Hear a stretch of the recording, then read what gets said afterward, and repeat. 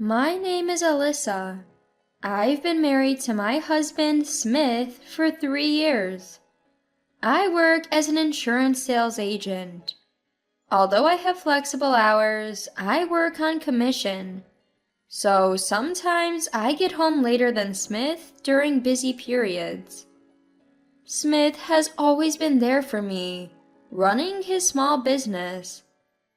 We had a pretty good arrangement. I didn't have much time for housework, and Smith didn't mind doing it.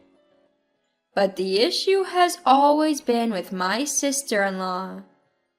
My in-laws are really great people who have never mistreated me.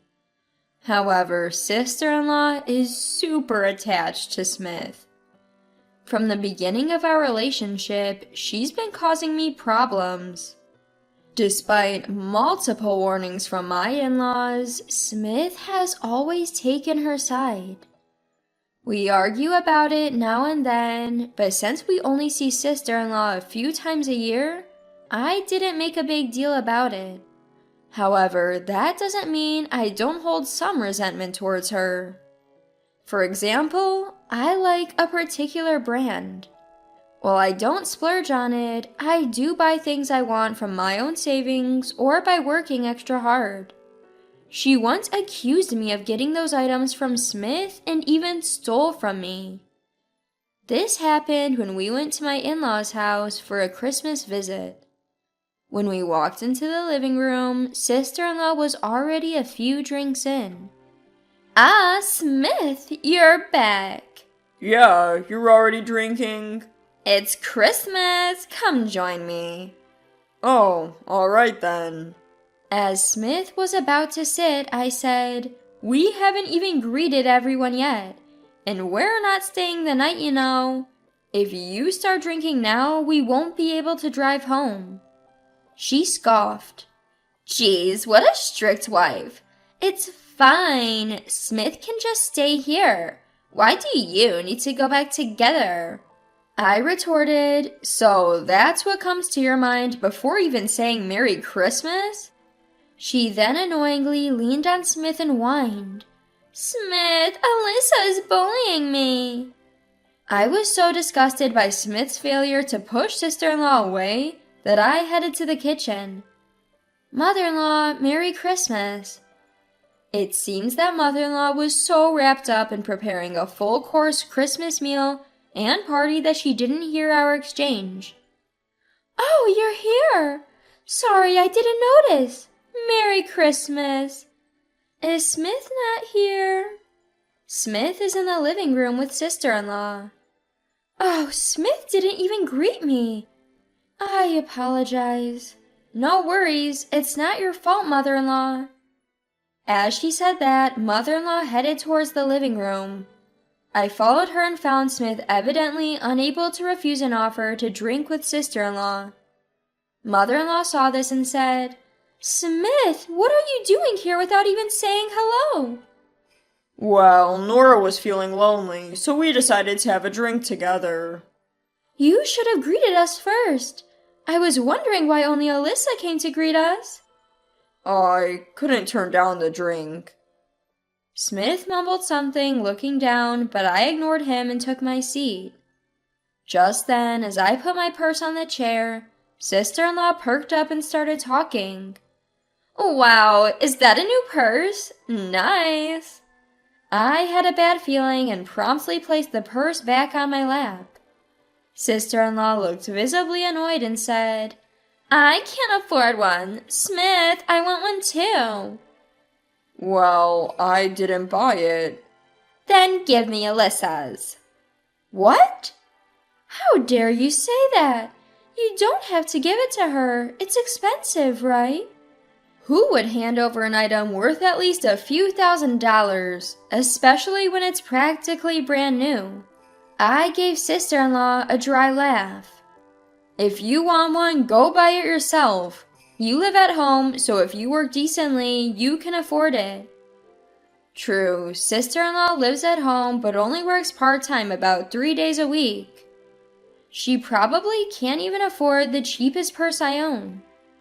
This new purse was a favorite of mine. reserved with a deposit as soon as I heard from the shop clerk that it was coming in.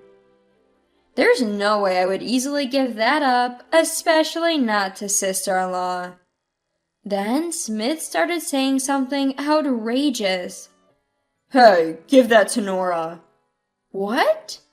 You have plenty. It won't hurt to give away just one. Do you even know how much it costs?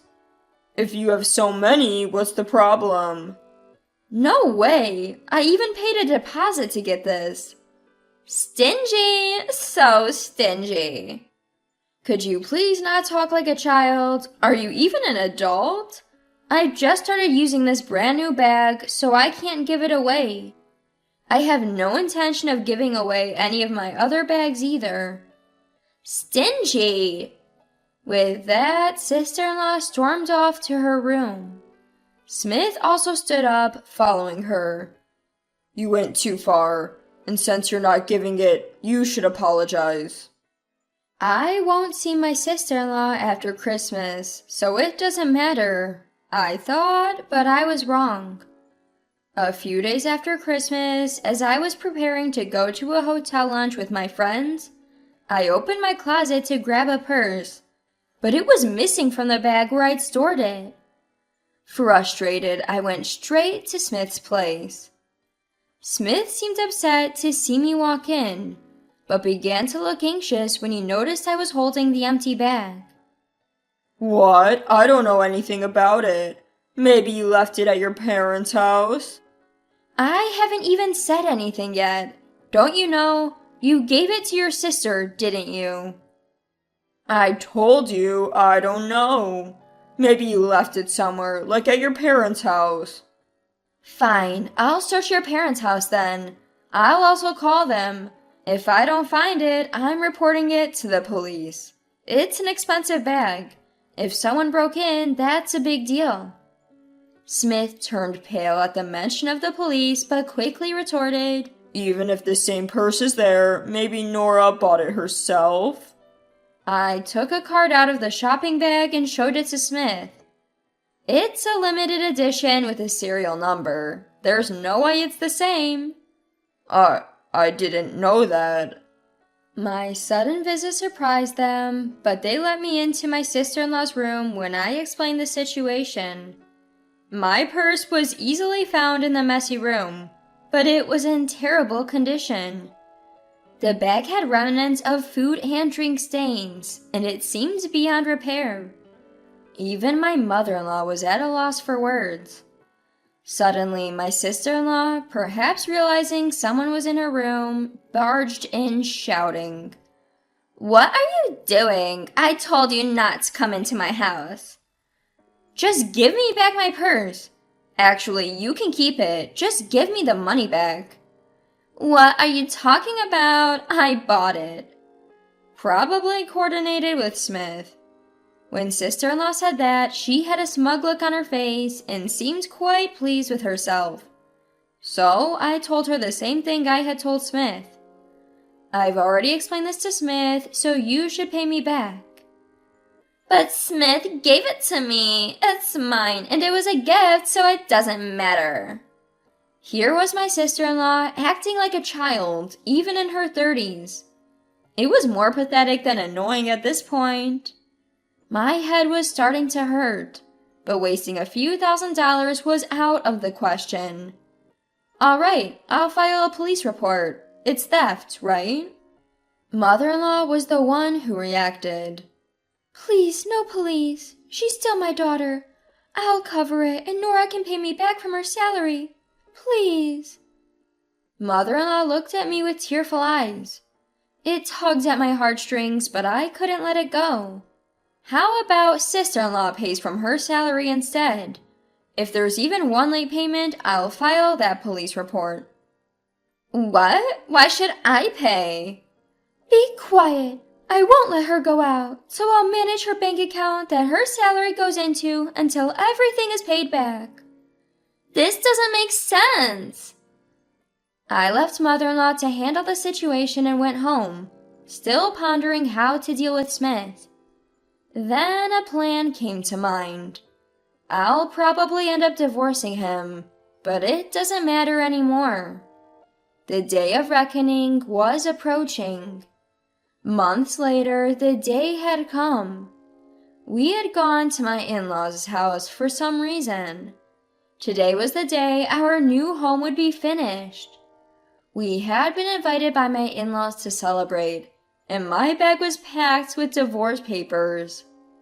The atmosphere was pleasant at first during the dinner.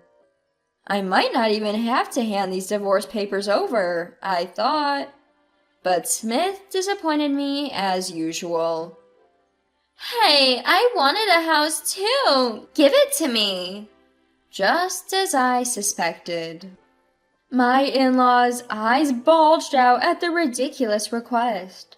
Father-in-law choked on his tea, and mother-in-law was speechless. And then I waited for Smith's response. His answer was, "I'll give it to Nora. She won't be able to buy a home anyway. We can just build another one. If you oppose, we're getting a divorce." Too bad. I wish it was just drunk talk, but he looked serious. I hated the face he made, smiling while leaning on sister-in-law. Sighing, I said, "Fine, let's divorce. You can have the house." "What?" "Yes!" "Yay, I got my dream home." Sister-in-law was jubilant, but I didn't care. You get your dream life with sister-in-law in our home, Smith. Yay, Smith! The contrast couldn't have been starker. A jubilant sister-in-law, a frozen Smith, and me. I handed over the pre-filled divorce papers with a smile. "Would have reconsidered if you'd objected. Good luck." Smith seemed to realize what I meant and seemed deeply apologetic, but I had already left the table and didn't look back. In hindsight, maybe I should have watched his reaction. A few days later, we discussed asset division through lawyers. My in-laws must have talked some sense into him, as he agreed rather easily. Months have passed. I was living alone in an apartment I bought before marriage, peacefully taking care of my cat. Then sister-in-law shows up.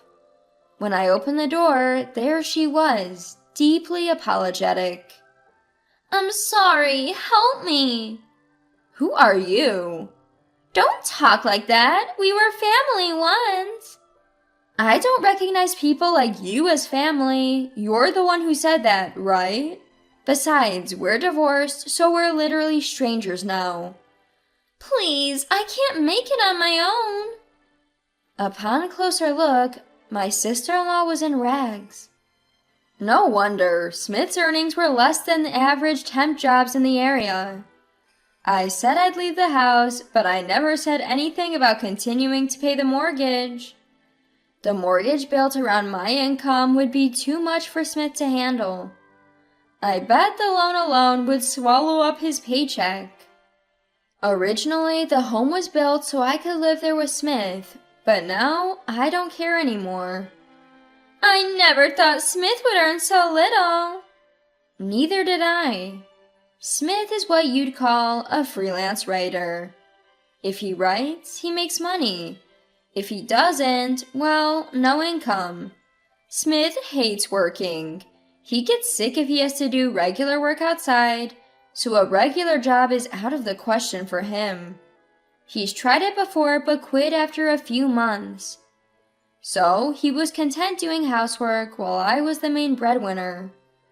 I provided almost all of our living expenses, and even the down payment on the house came from my savings.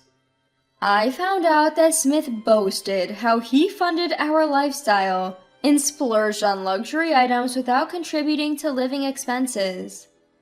And when we got divorced, I learned he had even taken on debt. Want to guess what the debt was for?